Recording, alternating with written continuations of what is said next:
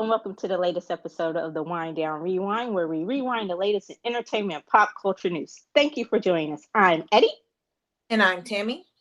Tammy, there's a lot to get to this episode. This would be the perfect time to insert our news music, which I know you're working hard on finding us the right news music.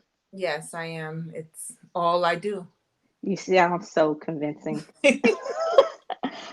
This week we're gonna switch it up a little bit. Usually, sometimes we save the heavy stuff for last, and then we have to go scramble to find a palate cleanser so we don't end on a bad note. We're gonna do the heavy shit first and get that out of the way. So, in news, I think that doesn't. I wasn't surprised by this. Were you surprised that Kyle Rittenhouse was found not guilty? No, once I understood better what the case was, no, I'm not surprised. I wasn't either, especially considering the judge was corrupt. The prosecution sucked, but the right wingers now, especially that crazy MAGA portion, he's their new hero. And of course, he's playing the victim, and he's down for Black Lives Matter. So the Black Lives Matter, they have another person who's down for their cause. Yay! Insert sarcasm right there.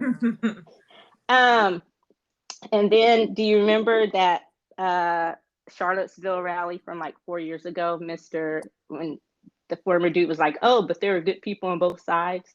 Yes. Yeah, so they were found, the organizers of that rally, which were basically white supremacist groups, different groups, they were found liable in a civil case, and they got a $25 million judgment against them. And one of the main guys, Richard Spencer, he was always on the college tour circuit giving these speeches and shit. His life has just fallen apart since that's happened, since the rally. And I can't say that I'm sad about that at all. I can just say karma is amazing. It's a wonderful, wonderful thing. And of course, this week we got some good news, another balancing of the scales with the Ahmaud Arbery verdict. What did you think about that? All three of the people involved were found guilty. As they should be. Definitely. But one thing that kind of bothered me, and I realized you shouldn't look a gift horse in the mouth, but you also have to point it out that without that videotape, this would have never happened. You wouldn't have had the verdict. They would have never been held accountable, because everyone in that Podunk County, from the prosecutors to the police, were doing their best to cover it up from the moment it happened. So it's just a shame that we always need video to prove that we are the true victims and not responsible for our own murders and executions and assassinations or lynchings or whatever you want to call it. So, and the defense attorneys, they were the most racist, most despicable. Like, I don't even know if you could say what they were doing was a dog whistle, basically, from demanding that the Black pastors not be allowed in court, to saying that they were basically a lynch mob, to talking about his dirty toenails. Like, it was disgusting. Did you hear any of that or see any of that on the news? No, I did not follow the case, but I mean, when you sign up to defend them, like, you got to throw out every single thing you can and hope that something sticks. And it just so happened that nothing stuck well enough to get them off. Yeah. One thing that kind of stood out to me, I was talking to my mom about, and she was like, "Why?" And I said, you could tell that this was one of those small country Georgia towns that was kind of still stuck in the past, where that this is not the first time that something like this has happened, and they're used to getting away with it, because just the way they were talking, and I'm just like, dude, it's not 1920. Hell, it's not even 1980, 1990, or even the 2000s. It's like, just the way that they were talking, and it was just a throwback. And I get it, defense attorneys, they have to do everything they can to defend their client, but it was just, they were hoping that it kind of reminded me of like To Kill a Mockingbird, I guess, in the parts that I saw. Have you ever seen that movie? No. You've never seen To Kill a Mockingbird? Never read the book either. Oh my gosh. Yes, now see, if we were on video, my head, I would insert the exploding head emoji or something like this. Like my head just, that is probably more egregious than you not having seen. I can't even think about it now. My mind is just totally blank. Inception. Like, oh my gosh. Never. I've to be honest, I've never met anybody who actually saw the movie. To Kill, you've never met it. Nope. Did you take AP classes? I took AP African American Literature. Okay. But even just you've never, oh my gosh. No, I've read like Their Eyes Are Watching God, and saw the movie The Bluest Eye, like those types of books, but never read To Kill a Mockingbird in school. Holy shit. Mine is totally fucking blown. Is that like a thing that people do in high school? That's a book that most high schools read? Yeah. Oh, okay. I must have missed that part. Or I mean, the movie is just a classic. Like it is. Yeah. It's yeah. God, I don't even know. But that's what the trial reminded me of, was To Kill a Mockingbird, and especially just from that standpoint, it was like a throwback on one side, especially the defense side, to the 50s, where they thought that type of race baiting would still work in this day and age. And yeah, so anyway, so the scales kind of balanced out a little bit in that case from the Rittenhouse. And one side note, Kevin Strickland, who had been in jail for 40 years in Missouri, he was finally released. He'd been in jail for over 40 years for a crime that he didn't commit. Everyone knew he didn't commit it. The prosecution and the police that set him up. Even the people who actually committed the crime was like, yo, that dude was not there. Yeah, we did it, but he wasn't. He was nowhere near where we were. The woman that the eyewitness had even come forward and said that she lied. The new prosecutor, the prosecutor's office even went on record saying, hey, he didn't do this. They reinvestigated the case. They went to the governor to get him out of jail. The current governor would not get him out of jail, but finally, because of a new law, he was finally released this week. And because of the law in Missouri, he cannot sue for compensation. Like they don't compensate people who have been wrongfully accused. So there's a GoFundMe for him, and it's raised over $1 million, because they'd asked him on the news, like, what are you going to do when you get out of jail? And it was so sad. He was like, probably just go find a box under a bridge, because he had absolutely nothing. Like his mom had died, his family had died. It's just like, it's sad, but hopefully, he will be able to get back on his feet. So that's a bit of a bright spot, I guess, kind of heavy. So that was very depressing.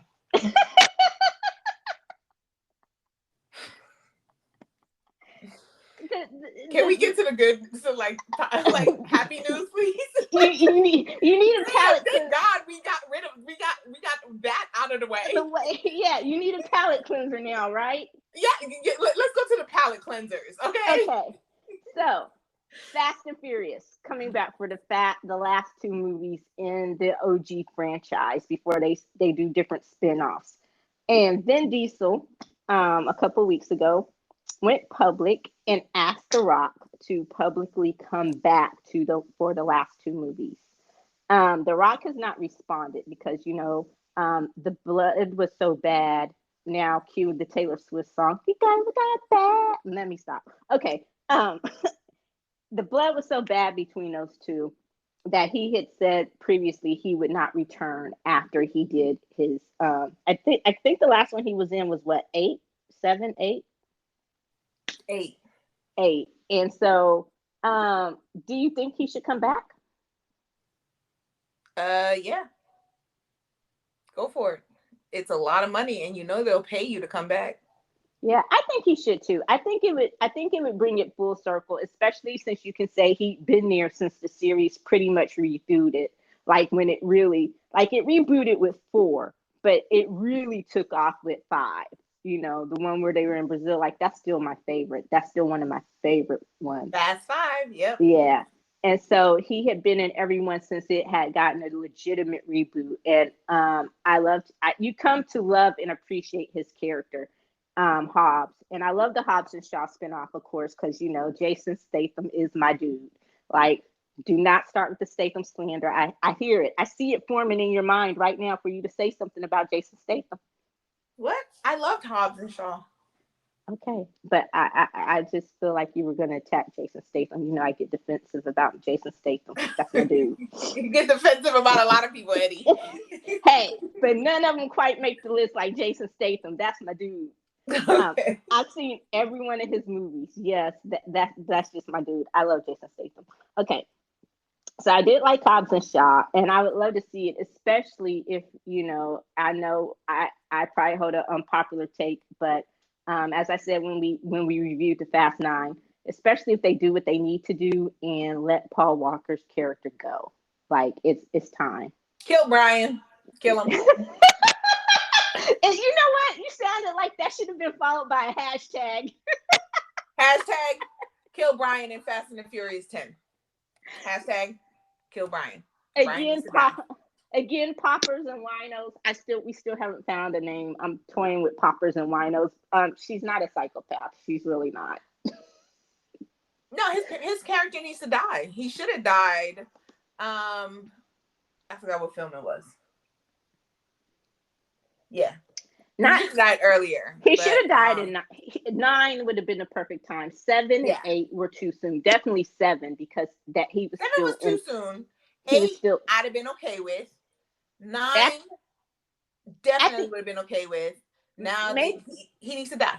Yeah, maybe at the end of 8, just to kind of as one of those the end of credit scene to allude to his death, and have it go from there.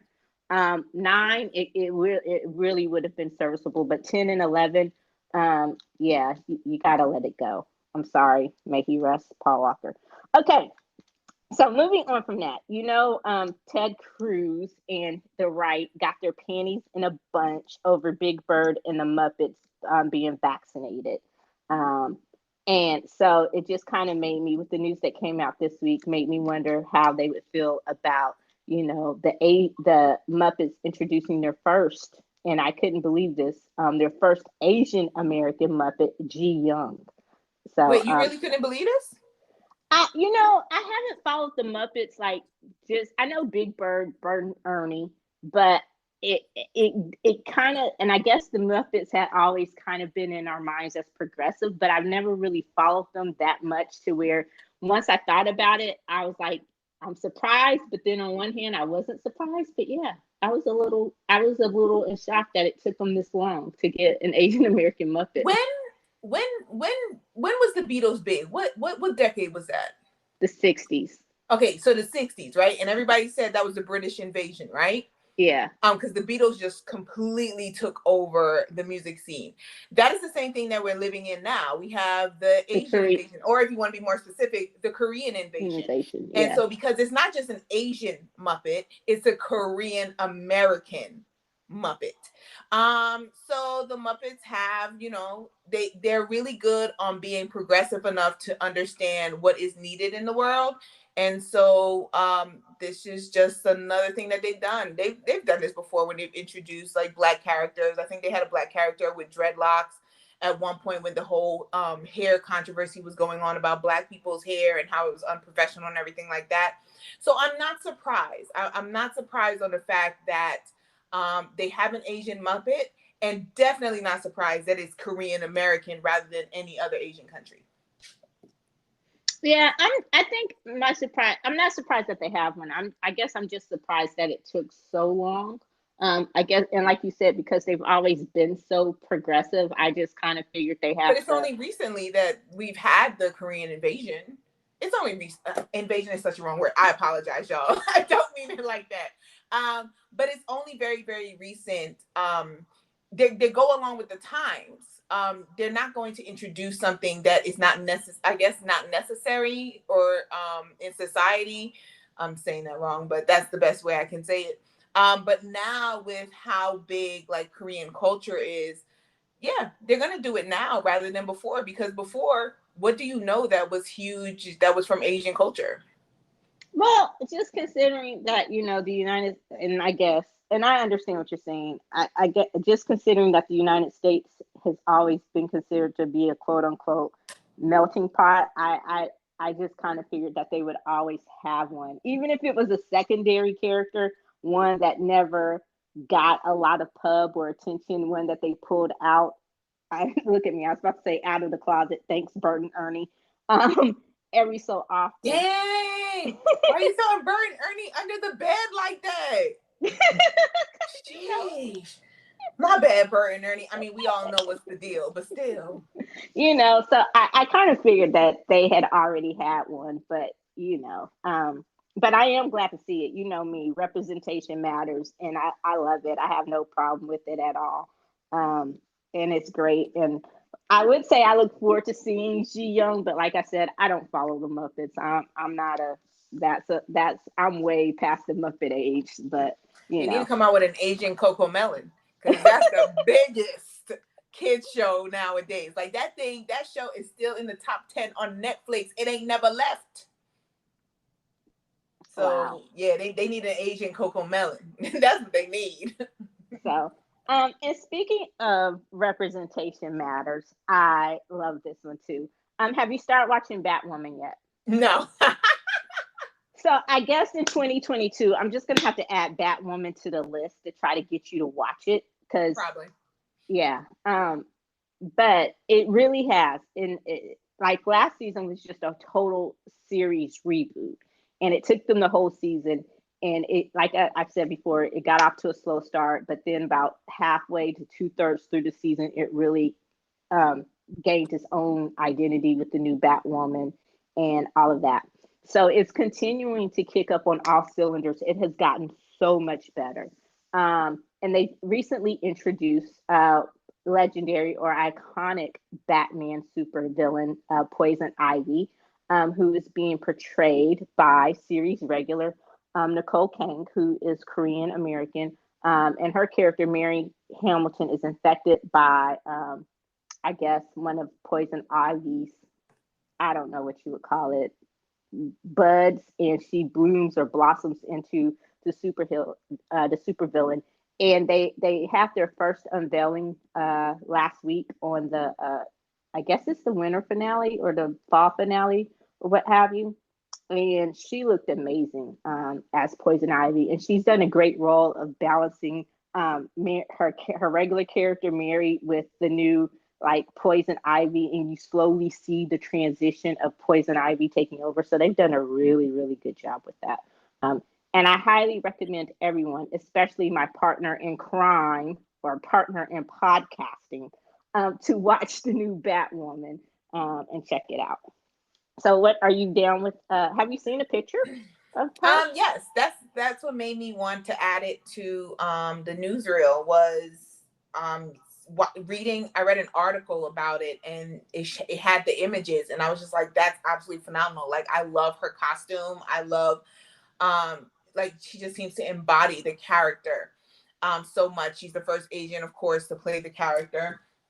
So I'm definitely excited for the fact that you do have her playing Poison Ivy. Is this going to make me watch the show? No, but it's exciting to see what she brings to it.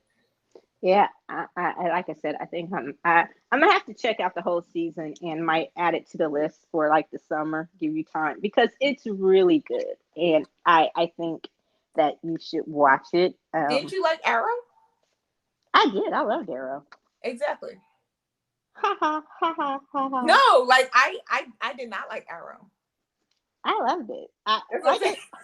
Like I don't know if you saying that Batwoman is amazing, which I'm not going to take away from the fact that it probably is really good. But because it couldn't get me in the first 2 episodes that I watched with the new Batwoman, I'm like, yeah.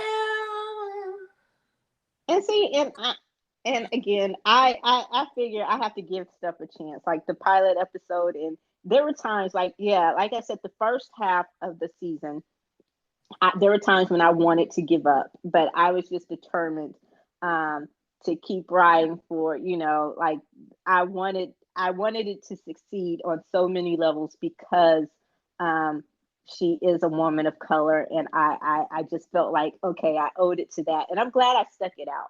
Like at first, I felt obligated just to ride for my people, but then I'm glad I stuck it out because the show really has blossomed into its own, and she really does embody the character now, and you don't miss. And the way that and once you get through it, you understand why they took so long and made it pretty much a whole season reboot than just a couple of episodes and throwing her in there. They had to tie up all their loose ends, and then once you understand the toxic mess they were left with that whole Ruby Rose situation. Um, yeah, so I can understand why you weren't crazy about the first two episodes, and I would say you kind of have to get through that so you get to the more interesting part in Can the I just back skip half. last season and just start off with this season? You probably could. You Okay. probably could if you know what you know. Yeah, you probably could skip last season. Just start off with this season. Okay, I may have to just do that. So we also have now. Goodness. Are we gonna? Oh wait, go ahead. Go ahead. What's next? So um, we gonna talk about this. This bitch just will not go the fuck away. What? Rona. And I think when she first reared her ugly head, I said it would be about this time. Like I was fully prepared to go the year and a half, 2 years, because I said from the beginning it would probably take about 2 years before life starts to semi return to normal. But this crazy heifer, she keeps mutating and mutating and mutating, and now she's mutated again. We are being introduced. She's introducing us to her South African cousin, Omicron, who has over 50 mutations already. Have you heard about Omicron? No. Yeah. And so this is the latest mutation. Got everybody on edge. The markets are tanking. Um, Spreads really, really fast.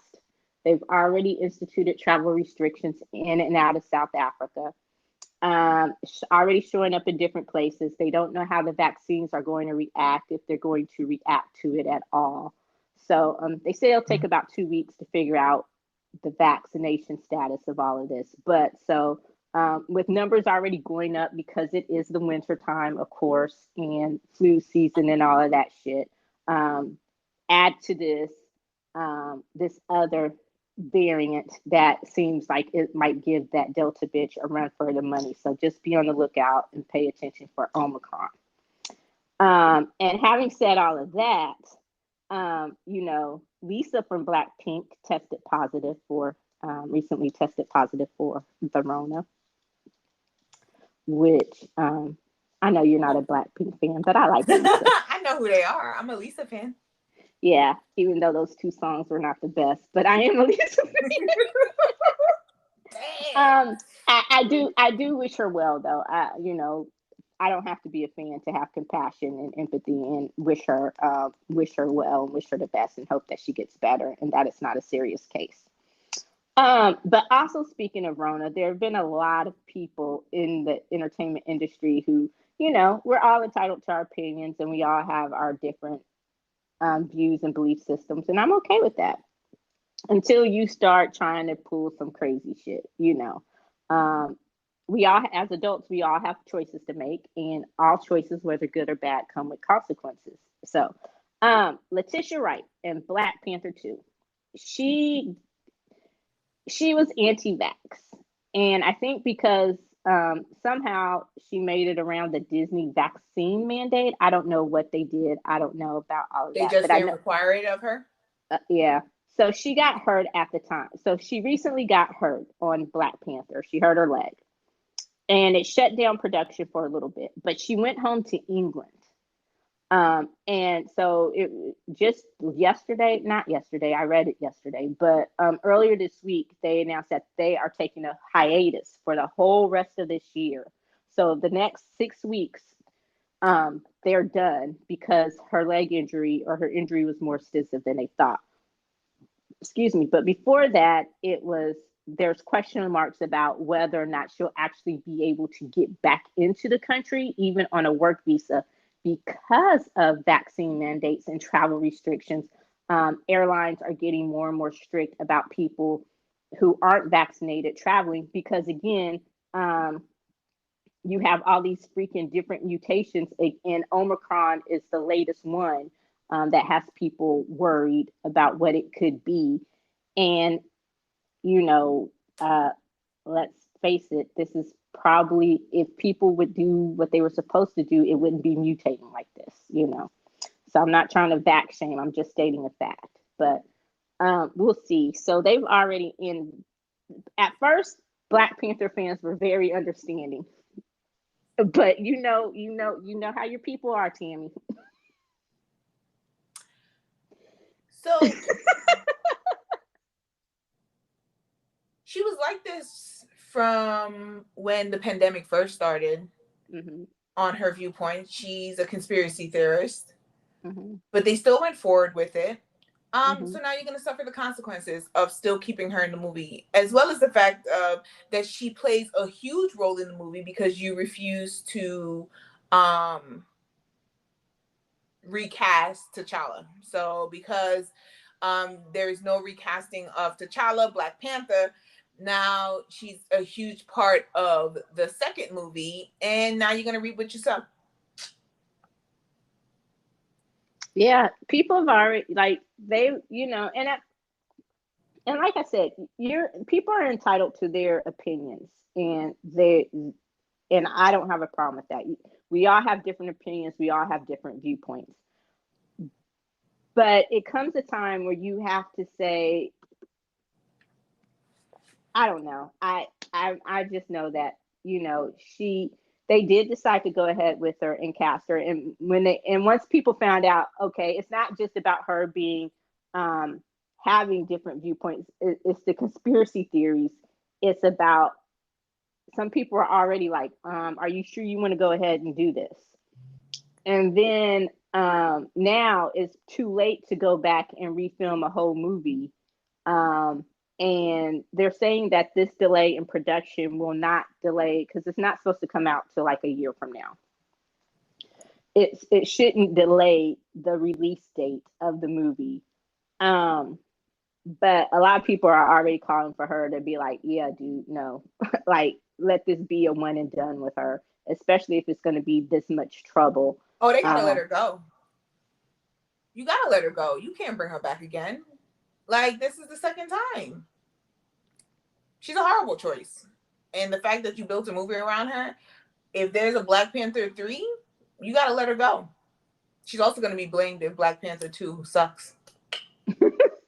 That's a heavy burden to bear. But so we'll see. We're gonna put that in our newly formed to be continued, because I'm sure that's not the last we're gonna hear about it, especially as she gets better, and we'll see if she's able to come back. But if not, they may just have to move the production to England.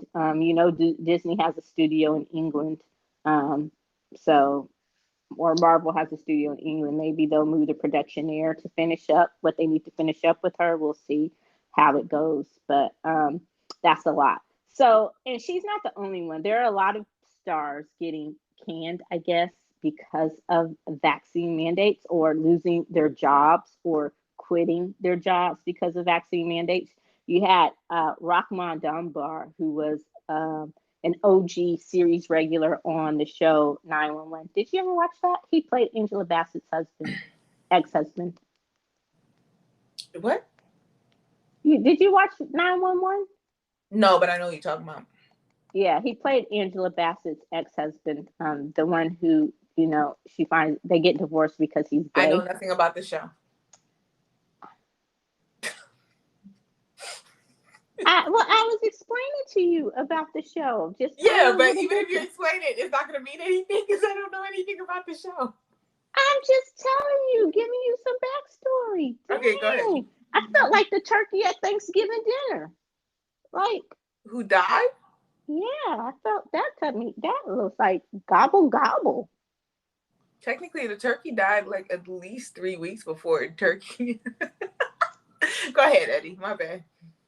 I felt like the burnt. You know what? Nah, I felt like the mac and cheese that nobody wants to eat. The dried ass mac and cheese. Well, that's what happens when you make it, and like you got only certain people can make mac and cheese. Okay, that's why I never make mac and cheese. I'm gonna be honest, and I know this is Thanksgiving blasphemy, but I prefer the Velveeta shells and cheese out the box. Like I don't care who they are. I haven't had a macaroni and cheese, homemade macaroni and cheese that I just love. I haven't. Sorry. Wow. Yeah, I'm that person. So, but back to this. After you cut me deep and filleted me like I was a turkey leg, um, he left the show because he did not. They wrote him out because he did not adhere to the vaccine mandates. And a lot of production companies and studios and they have vaccine mandates in place because they don't want that one person, Miles Teller, Miles Teller, to shut down their productions. And shutting down a production is very expensive. So when he left, he just said, he had a good time on the show. He had to do what he felt like was best for him and his family. He didn't go into this whole excuse or conspiracy theory or anything like that. It was just, so they gave him a proper send off. Emilio Estevez, I was shocked about this one too, that he left the Mighty Ducks. Did you watch the Mighty Ducks reboot? Yes. Did you like it? It was all right. I've never seen any of the Mighty Ducks movies, so. Blasphemy. What? It's Mighty Ducks. Yeah. Are you a sports movie fan? I am. And you've never seen Mighty Ducks? No, I haven't. You're not a sports movie fan? That is not true. Nope. You cannot be a sports movie fan and never seen the Mighty Ducks. Have you seen Hoosiers? No, but it sounds stupid. Okay, then you cannot be a sports movie fan and not have seen Hoosiers. Have you seen Rudy? Yes. Oh, okay. And I know you've seen Remember the Titans. That don't harm me. You haven't seen Hoosiers. I don't even know what that is. It's a classic basketball movie. You cannot just Gene say Hackman. It's classic. Like, you don't know. It is. Really everybody has seen Hoosiers. No, I've never met anybody who's seen that movie. You need to widen your circle. You've never met anybody who's seen You're probably the first person I've met who's seen that movie. Goodness gracious, you need to advance your circle. But I know a lot of people who saw Mighty Ducks. Yeah, I know the Mighty Ducks. I know what it is. I know what it's about. But no, I've never seen it. It just didn't appeal to me. And so, although I was tempted to watch the reboot, but anyway, so Emilio Estevez, he's off of the Mighty Ducks. I know that shocked everyone. And it turns out because, again, the vaccine mandate. So the story was percolating for a little while. Then he comes out and says, well, he had long haul COVID and he couldn't get vaccinated. So don't call him an anti-vaxxer. And we will see. So will Mighty Ducks survive without him? Yes. He wasn't that important of a part. He's a very important part, but I think they'll be okay. Now, what about your General Hospital? Why are you trying to see? There you go. Because that was the main gist. That was the main gist of the story. Was General Hospital. But why it's kind of like you're trying to take the pressure off of the fact. Why are you trying? See, earlier you alluded to the fact that I'm protective about a lot of things. Oh God! So, I didn't say anything about General Hospital, but I will say something about the actors that play Jackson Jason. So poppers and winos. You do know, General Hospital fan. I am a General Hospital stan. Every day I tape it, or I watch it on Hulu. Every day, like I'm the person who gets upset when it's preempted for, I don't know, a presidential speech, a car chase, whatever. Don't interrupt my General Hospital. Schedule all that shit around General Hospital, okay? So I watch religiously every day. That is my happy place. People know not to bother me. If they call me or text me and I say I'm watching General Hospital, they're like, "Oh, okay, hit me up when you're done." You know, because that's my happy time. General Hospital's my shit.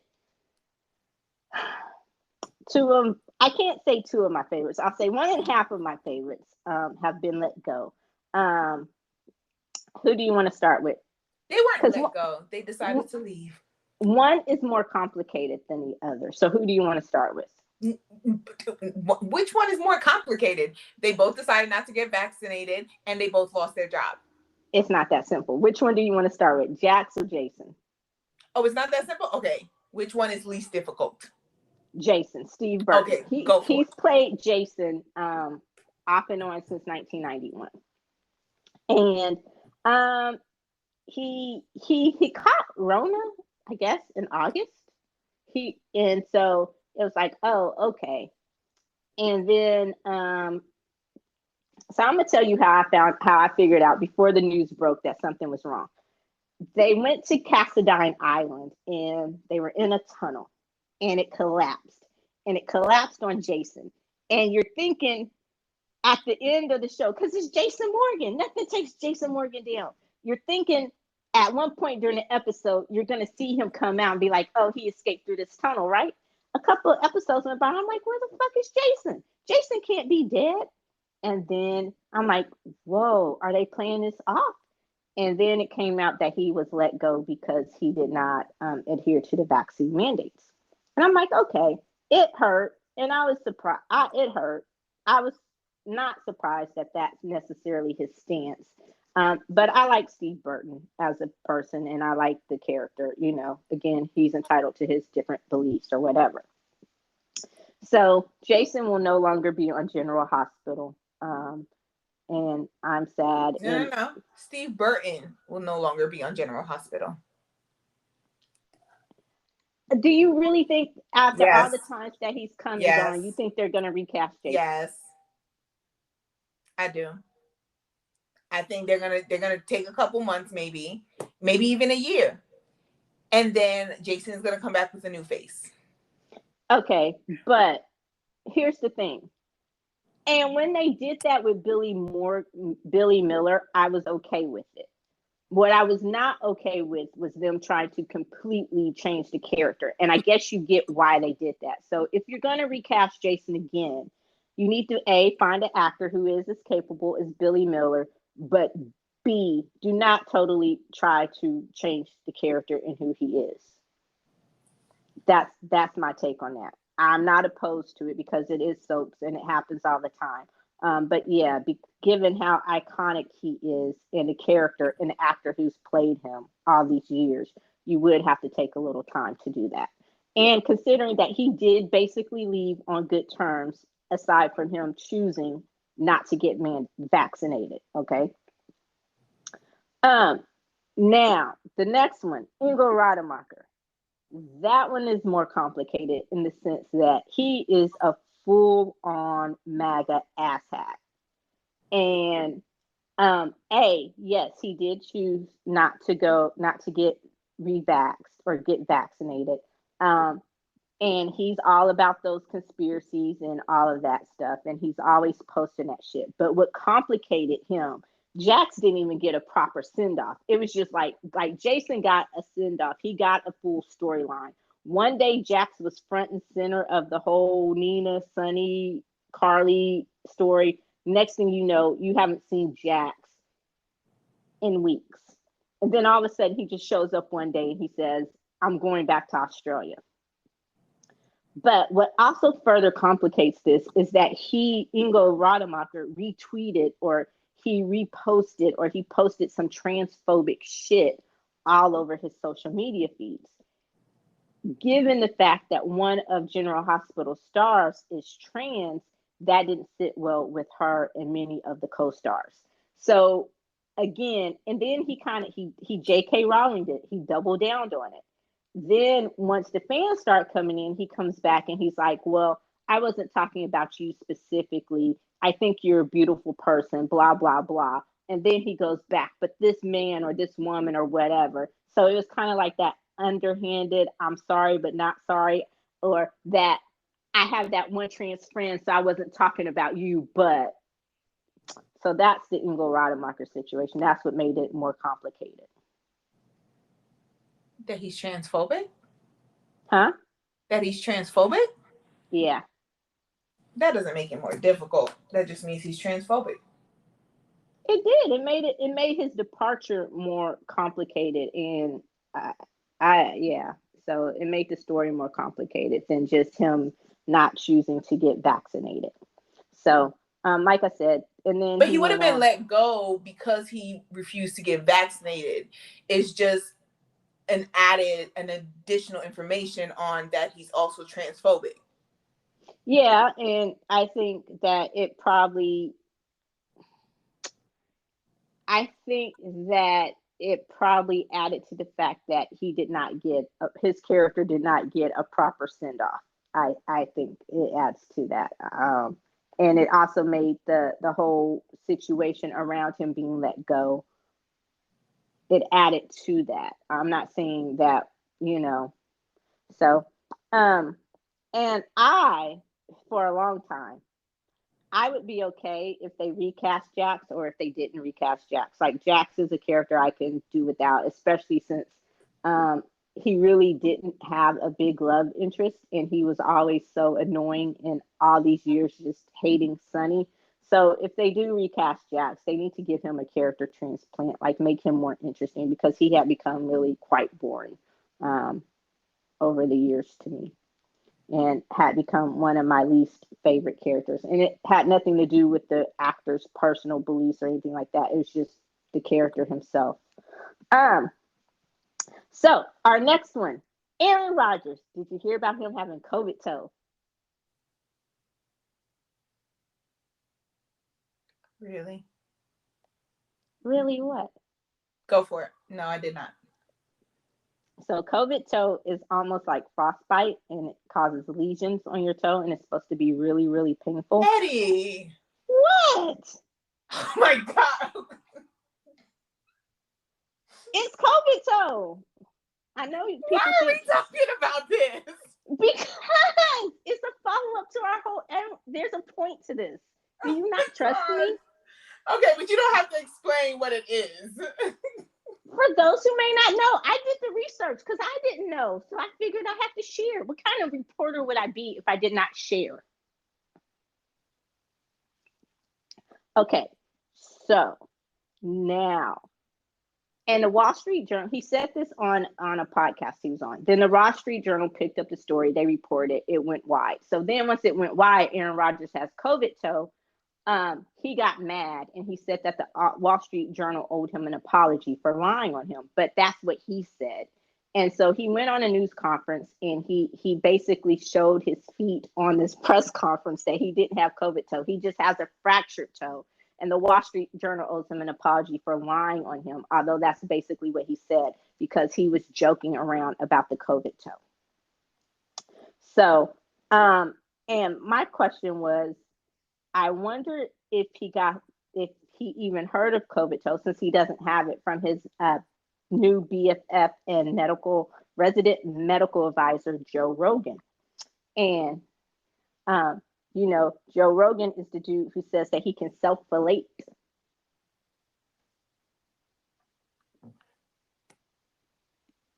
You're just going to leave it out there? You don't want to know what that means? I'm sorry. I have nothing to say about these stories whatsoever. I'm sorry. Like, you completely lost me. Okay. Joe Rogan is the dude who said he's flexible enough to suck his own dick. No, I'm not making that up. So you have the case of COVID toe and the self felatio. Moving on to the next story. Really? You've got nothing? Nothing. Nothing whatsoever on that.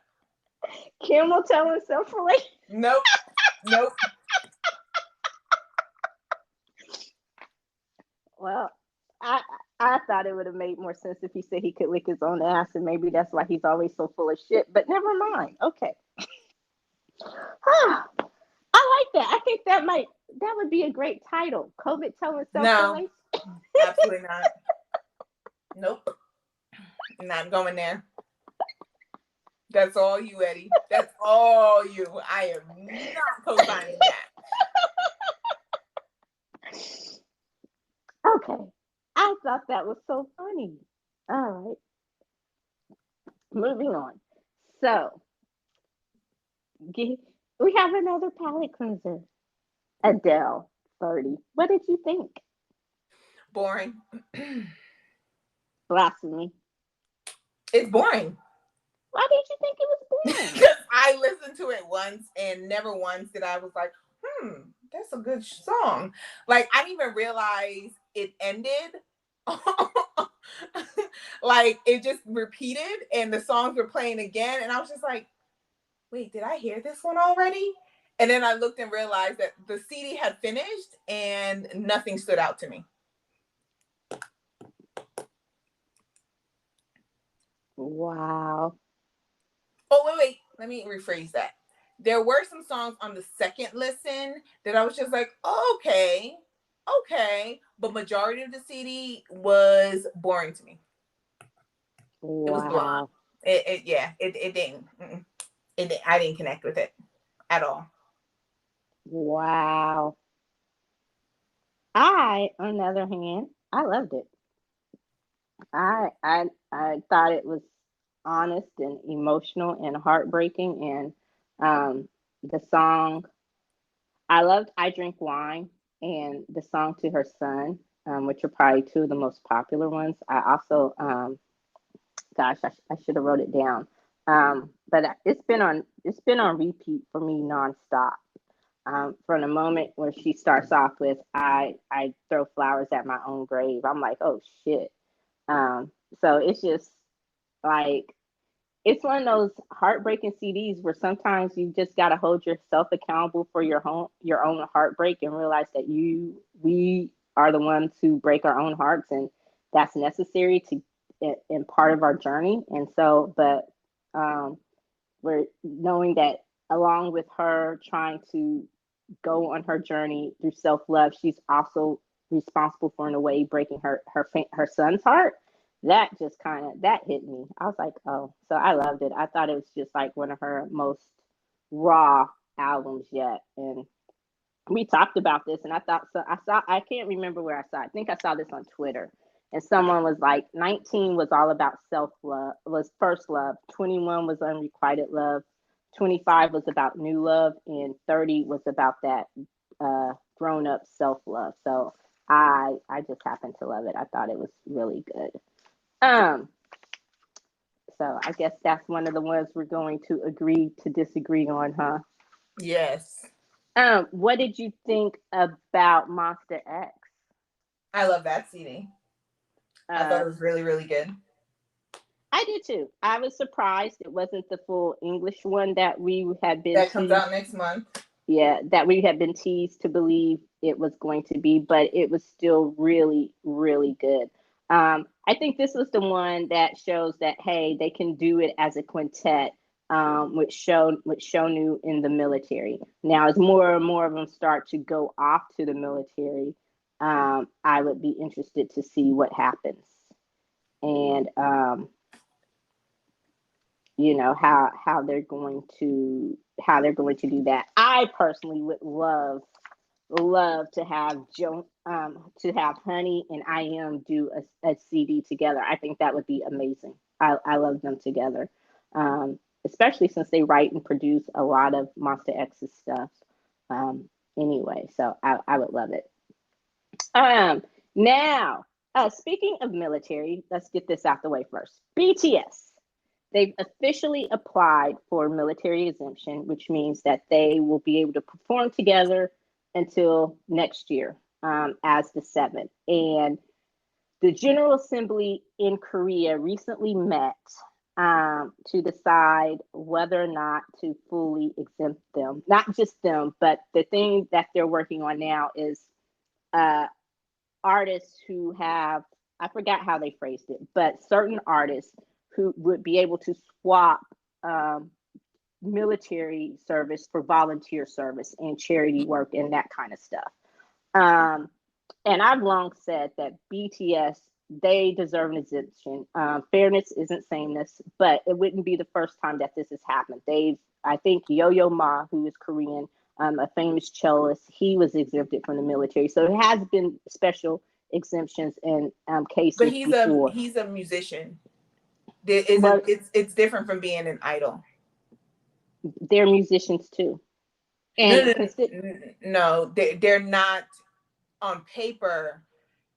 That's a musician, but they're idols. So they're musical artists, which is in a different category than being a musician.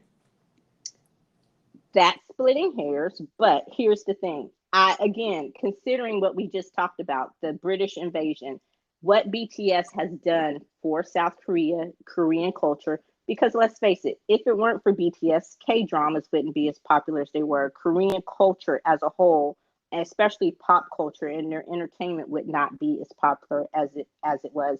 You've already made them official diplomats to your country. So again, like I said, fairness isn't sameness. And the thing, I guess it makes sense what you just said, because that is the hair that they're splitting now, is to determine which artists would qualify for that, how they would define artists. But again, considering who they are and what all they've done and how you hold them in such high esteem, yes, I think the exception should be made. And I haven't backed down from that. My opinion hasn't changed about that.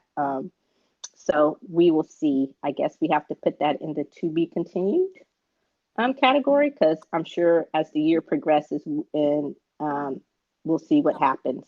It's been deferred to see if they'll win a Grammy. If they win a Grammy, I think they'll exempt them. Because that's the ultimate, message. But if they can't win a Grammy, why exempt them? Because they haven't done the ultimate invasion. They've done everything. They've done everything else. Give them time. I mean, they're diplomats, everything but else. Their political leaders also have to go to the military. And again, exceptions have been made before. Their sports stars don't have to go to the military. Like I said, fairness isn't fairness. But fairness, but that does not count, because the only sports stars that do not have to serve, are based on the rules, are the ones that have put South Korea on the map. And BTS has done that. BTS has done that. But then they have to look as in they have a lower population rate. Part of the reason is because if they do it for BTS, then do you know how many K-pop idols are going to start applying for that? And that's what I'm saying. And that exemption. And it's going to have to be offered to them. It's going to have to be offered to them. No, it doesn't. Fairness. Yes, it does. There have been special cases made. Fairness is not sameness, and everyone is not BTS. 7 people, 7 men is not going to hurt you, exempting them from military service. It not. It does. Public opinion, it does. It does hurt them, not Western wise, but it does hurt them public opinion in South Korea. If you exempt them, then you have to start looking at exempting other idols who are a major deal in Korea, because you're going to have to make it where you can't make it where the rule is just applying to BTS. It has to be applied where when they meet a certain standard, other idols will be able to work towards that exemption as well. NCT is one of the groups as well who is a big deal internationally. Like, they're going to definitely apply. If BTS gets that exemption and they start those rules, you're going to have other groups that are going to start applying. And that's going to change the whole dynamic of NCT has so many members, it wouldn't matter. And when you have 10 members of NCT, Wavy's 7 to 8 members, well, not including Lucas, I don't know, that are from different countries. You have half of NCT, or nearly half of NCT is not even Korean. So they have so many members that it doesn't even matter. All I'm saying is fairness is not sameness. You've made the exemption before, you can make it again. It's not. So you can't say, if you're saying that who have put Korea on the map, not all these other groups, yeah, they're popular, but they haven't done what BTS has done. So, it's going to take a lot to change my mind from that. I'm not And trying. I'm just saying, like, for our listeners, that there's more that goes into, if you look up the people who have been exempt, who reach the standard, like sports stars have always had the opportunity to be exempt, but there's certain standards that they have to reach in order to be exempt. The same thing with musicians. Now, like I said, they can definitely include musical artists. Go for it. But if you include musical artists, you have to word it where all musical artists are given the option, and then from there you also have to include actors and actresses into, well, not actresses because they don't, mandatory enlistment is not for women, but then you're going to have to also include actors. So what you have to look at is, it can be a slippery slope, because they had a big deal when they exempt all the Korean soccer team. When they went to the Olympics, I think they ended up reaching like a certain standard or whatever like that. And so they were all exempt. And that was a big deal in South Korea that definitely brought up conversation about exemptions for stars. So it's a conversation that's happening. But at the same time, if they make new rules to include idols, it cannot be something that only BTS is offered. It has to be offered to other idols as well. well, considering what you've done, that's only offered to BTS. Not every other idol is a fucking diplomat in your country. Not just like who have diplomatic passports. That's what I'm saying. They've already reached those exemptions. Not Exactly. every They got that prize. Go for it. So not every other idol has actually done for your country what BTS has done and put you on the map the way they have. They have not But that's the opened reason the why doors. they can wait till 30 though. That's the reason why they can wait till that was the concession on, they can wait until 30 to enlist, because of all this stuff like that was the exception that they got, was instead of having to apply at 28 or enlist at 28, they can now enlist at 30. That was because of the amazing, like, what they did, and it was only for BTS, and that started conversation on the fact that they knew only BTS would be able to apply to that, because they're the only ones to win the cultural award. I get what you're saying. I'm just saying, if you open it up for BTS, you have to open it up for all idols. And that is where they're splitting hairs. That is the conversation they're having now, is seeing what defines an artist and who would be able to qualify. Again, like I said, fairness isn't sameness, and trying to put everybody on this fairness, on this sameness standard. You can treat people fairly without treating them the same, because not everybody is BTS. And I think that in trying to treat everybody fairly, or what you would be in trying to treat everybody the same, you're actually not treating them fairly. And so, like I said, this is something we'll have to say to be continued, because I'm sure as the year progresses, especially if they don't win a Grammy, then we'll see what happens. But hopefully they will, even though they were snubbed in the biggest categories. Did you watch the Grammy nominations? No, I don't watch that. I actually did. I was proud of myself. It was over, Thanksgiving break. I was off. It didn't come on at the butt crack of dawn, so I was actually up. Um, and I just wanted to see what it would be like. And so I watched it live. And when they were nominated for Best Pop Group or Duo, I was like, oh, okay, cool.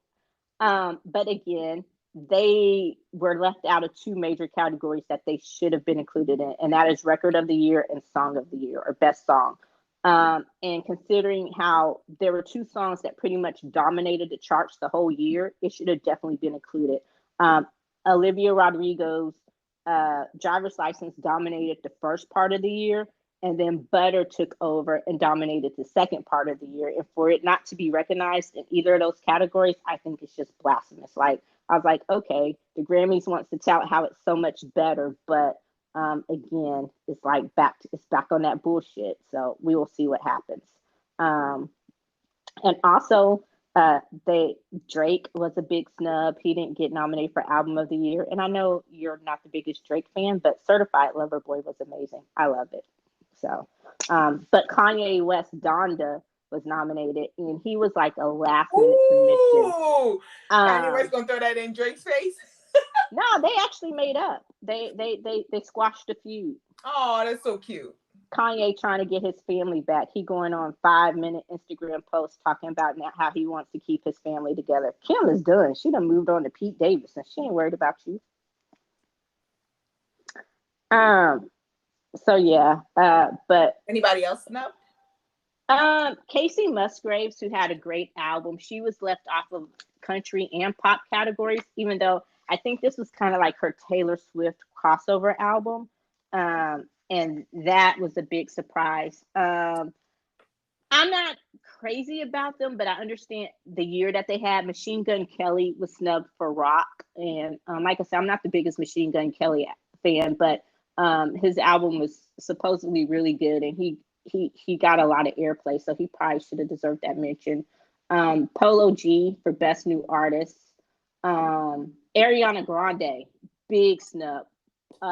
Positions was amazing. And she was left out of the big categories as well. So basically the Grammys is sticking to being the Grammys?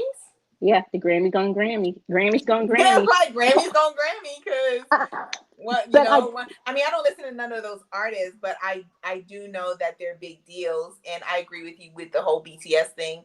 I do think that they were snubbed for Record of the Year. Definitely. You know, now here's my question. Do you think that is because they would have won? I don't know. I think I don't know. I can't decide why the Grammys do what they do.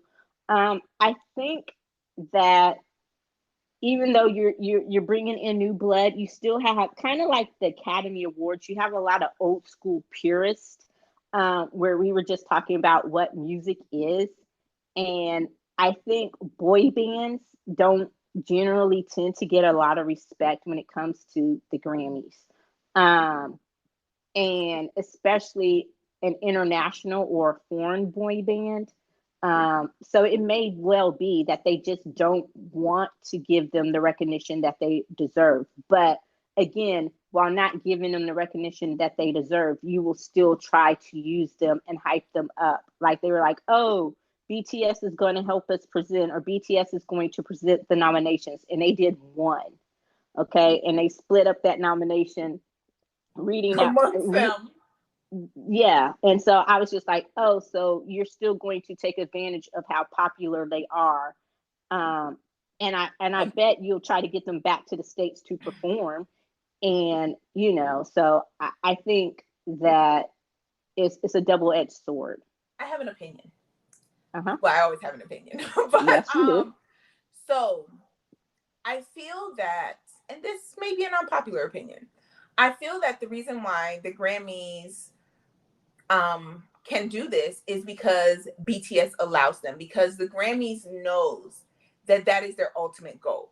Their ultimate goal is to win a Grammy. First, it was to be nominated. They were nominated this year. Now it's to actually win a Grammy. That is the reason why they are putting out these only English songs, is to win a Grammy. And for that, they are going to use their popularity. They did it last year, and BTS came back. They came back. So you're putting yourself on the plate, like they're gonna eat you. They're gonna eat you. You're putting yourself on the plate. And it's very few artists. Like a lot of people complain about the Grammys, like fuck the Grammys, losing credibility. And this year, I guess, is kind of like they're not to compare them to the same of like genius. But go ahead. Yeah, to compare them to like the Golden Globes. This is supposed to be their remaking year, and I know it takes time to rebuild unless you just blow it all up like they did with the Golden Globes. I get that. But it's very few artists who can just walk away from the Grammys and the prestige of it. The Weeknd did it because he's The Weeknd and he can do that. And I think BTS, you might be right. Part of it is they are playing the game to get what they want. And sometimes that's what you have to do. Is play the game. They're not complaining. It's everyone else complaining. Or if they are complaining, they're doing it like they should be. Hell, at this point in time, BTS is getting ready to go perform their first or fourth sold out shows. They could give a shit. You know. Oh no. I don't believe that. What? I don't believe that. I don't believe that they don't give a shit. Well, I I mean, at this very moment, I think they care, no, and I I think think they they want. really, really care. And I like the image that they portray, yeah, it may seem like that, but I bet you the fact that this is your goal and you know that they're playing you, and they this is the second year in a row that they've played you, got to hit you hard. It probably does, but like I said, they know, but they have a goal. And if it's what you alluded to before, if this is one of the legit ways that can help them do and pertain another goal or reach another goal, which is to not have to break up and take that time to the military, then they're going to do what they have to do to get that goal. So sometimes you, even though it's shit, even though you know that it tastes like shit, sometimes you got to swallow that shit. We've all done it. We've all had to play the game that we know we didn't want to play to get ultimately what we wanted to get. So, like I said, it's a double-edged sword. And sometimes it gets to a point where they don't have, even though they are BTS internationally, they don't have the clout of maybe a Beyonce or a Jay-Z, or it's at least not here to say where they can say fuck it. Now, after they win one, oh yeah, they can say fuck it. You don't You think they know, have the power now? no, not necessarily.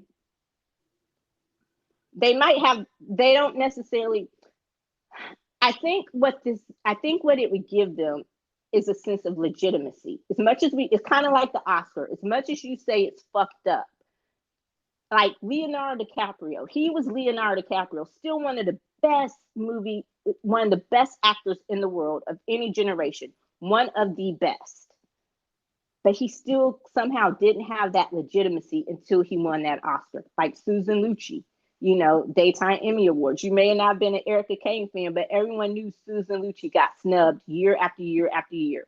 And she kept going back. And finally, she won, you know. So I think it's the same thing. It's that sense of legitimacy. So, like I said, after they win one, it might be, yeah, fuck it. We're not going to come back. And ultimately, They're gonna win another one. yeah, and ultimately, what they may have to do is they may have to just go full Monster X and drop a full English album, which I say they should do anyway, just to mic drop it. Be like, yeah, bitches, look what we can do, So, raising my hand right here, unpopular opinion, definitely unpopular opinion. Oh, an all English album will sell. It definitely will. It really will. I don't think, and I'm gonna put that out here. I don't think that it would be to the standard of what Monster X put out when they did their English album. Not I Go ahead. I know it's an unpopular opinion. I know people aren't gonna agree with me on that, but that is going to be my opinion. I know it's gonna sell. It's gonna be popular. It's gonna hit number one. It's gonna break records. We know it is. But at the end of the day, I do not believe that their English album will be on the same level and standard as Monster X was. Um, I can agree, and I agree with the caveat. There's an asterisk next to that. I agree if they continue to let everyone else write their English songs. They would have to take more of a hand in the songwriting aspect of it, and make it a BTS thing.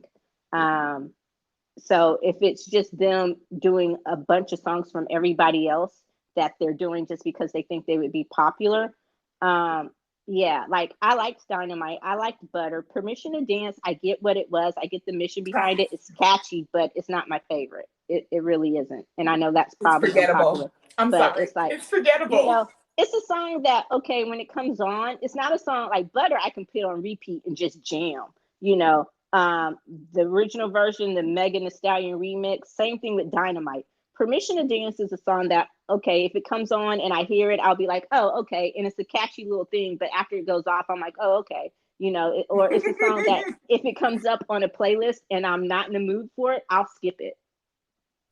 So it's just like, but if they take control of the songwriting process and write more of their own songs or infuse more of themselves into it, which they've done before, then I think it would be great, because some of their earlier English songs, which weren't necessarily the commercial success of Dynamite and Butter, those to me were some of my favorites, like Make It Right, which was also written by Ed Sheeran. Gosh, the song that they did with Steve Aoki, not Mic Drop, but the other one. I can't even think of the name right now. But yeah, so it's possible it can be done. But I agree with you. If they leave the songwriting process and production to everyone else, and just go for obviously Western music bait. I'm not gonna call it clickbait, but Western music bait. I wholeheartedly agree with you. And that's what they're going to do. But If they do an all English album, they're going to do that. But they also dominated the AMAs. Did you watch the AMAs? No. Oh. I never watch award shows now. But you said you were going to watch that one. I did, and I didn't. Their thing with Coldplay, their song with Coldplay, it was good, but the music, like the AMAs, they fucked up the audio, so it sounded really low, and it just didn't sound the best. By the time they got to Better, because it sounded like that for some other people too, and I think they figured it out about halfway through the show that they need to adjust the audio, so it sounded better. But overall, I love the show. The best part, well, BTS, while we're talking about them, they won Artist of the Year, which no one thought they would win. I remember when we were going over the categories they were nominated in, we thought that they would win Best Duo or Best Group. Because they won it all years. Yeah, but they won the other two that we said they would, including Bit Artist of the Year. So shout out to them. But the best part, my favorite performance was the Battle for Boston with New Edition and New Kids on the Block. New Kids on the Block, yeah, whatever, great. New Edition, really? Like I just threw them under the bus. Like, I mean, you know, that was the best performance, but I mean, New Kids on the Block. Oh, no, go ahead. But New Edition, go ahead. It kind of reminded me of a versus you didn't know you needed. Like, it's like, why didn't they come up with this before? Like, I would love to see them. Timbaland, if you're listening, get them on versus. Like, they need a full versus. It was good, and again, it was just. Yeah, New Kids on the Block, they were good, but New Edition was like, oh, and it made me want to go. I was like, yes, I can't wait till their Vegas residency or when they go on tour. If Rona will stop fucking mutating and I ever feel comfortable going to a concert again, being around that many people in such a contained space. But yeah, it was. So if you haven't watched that on YouTube, then you should definitely go watch it. But I didn't know New Edition was from Boston. I thought they were from New York. What? Yeah. Oh my God. This whole entire time, I don't know. Like, I just thought that they were from New York. Like, I truly believe that they were from New York. So I was very shocked when they said like Battle of Boston. I was just like, wait, New Edition's from Boston? Oh, yes, shit. They're from Roxbury. I learned something. I didn't know that. Yeah. So and Donnie Wahlberg, I will give him credit. He did give New Edition all their flowers. He was like, if it wasn't for New Edition, there would be none. And he just named all the boy bands. He's like, there'd be no New Kids on the Block. And he just named all the boy bands that came from that second wave, from New Edition on down. So I was like, yes. So it was really good. And there are some videos of, BTS jamming out to it, trying to do the If This Isn't Love dance. And so I was like, oh, okay. But yeah. I hear V is a huge New Edition fan. That does not surprise me. That is why he's my bias, He's also a huge Giveon fan. He was jamming out to Giveon and Heartbreak Anniversary too. Yeah. All right, I think. Oh, Mamas! It's award season. So, what you got on the Mamas before we wrap this up? Mama Awards is like the biggest Asian music awards. I want to say in the world, probably in the world, yeah. And so usually, like they hold Mamas in like the different Asian countries, but now they are talking about that they're going to bring Mamas to the United States. So excited. Yeah, so because of how big of a deal K-pop music is and all that, like they're going to bring Mamas because that's like K-pop universe. It's like the Mama Awards. They do give awards to solo artists. They definitely do. But when it comes to performers, usually their performers are mainly like K-pop performers, solo artists or groups, but it's usually K-pop. And so they're talking about coming to the US in the next couple of years, definitely. So look forward to that. Because I really love it. Like like the performances have always been phenomenal. I think like we've talked about the performances multiple times when we talked about K-pop in our K-pop episodes.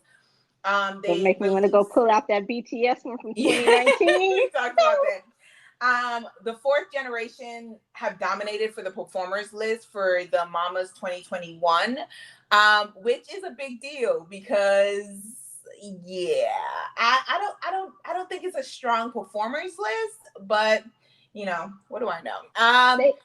I'm sorry. They also dominated for, from what I saw, for the nominations. Like, yes, like they've completely taken over, but I don't know if that's such a good thing necessarily, but you know.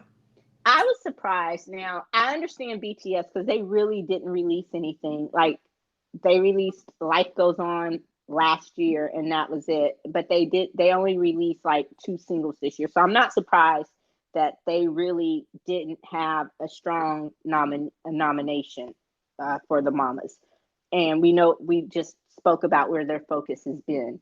But what surprised me, I was wholeheartedly surprised at 17 and especially TXT being virtually snubbed. I know 17 got a few nominations, but TXT was basically left off of it. Yes. And they had their best album ever this year.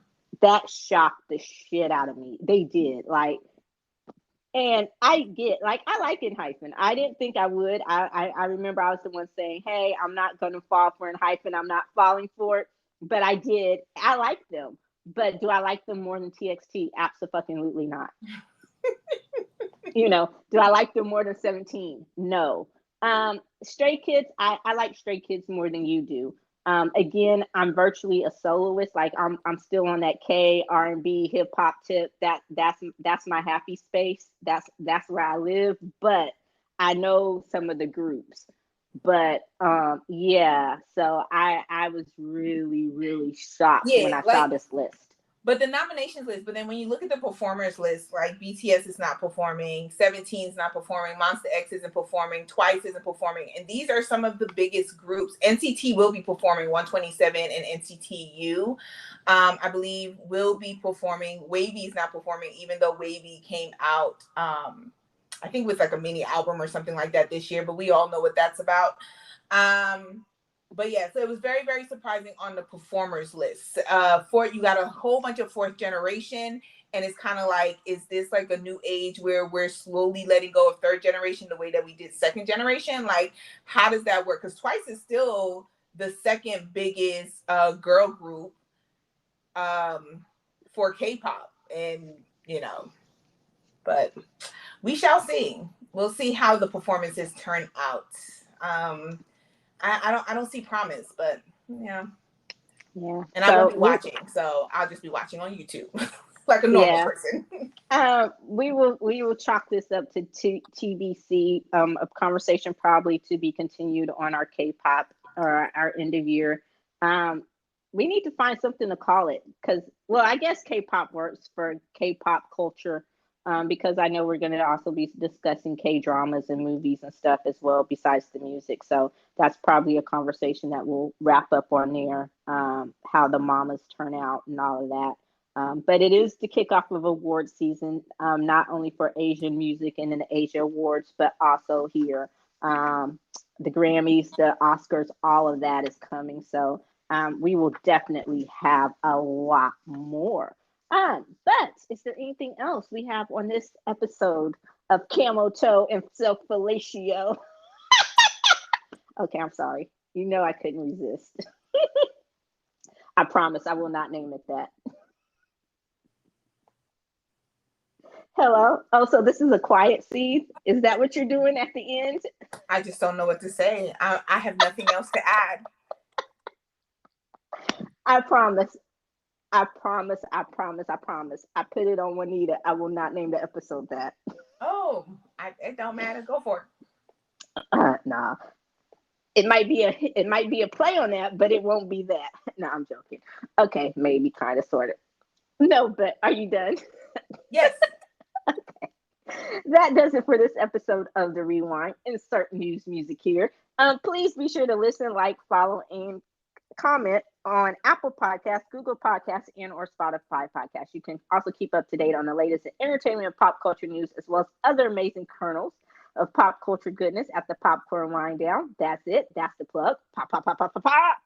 And thank you for always. Until next time, I'm Eddie. And I'm Tammy. Bye. Peace.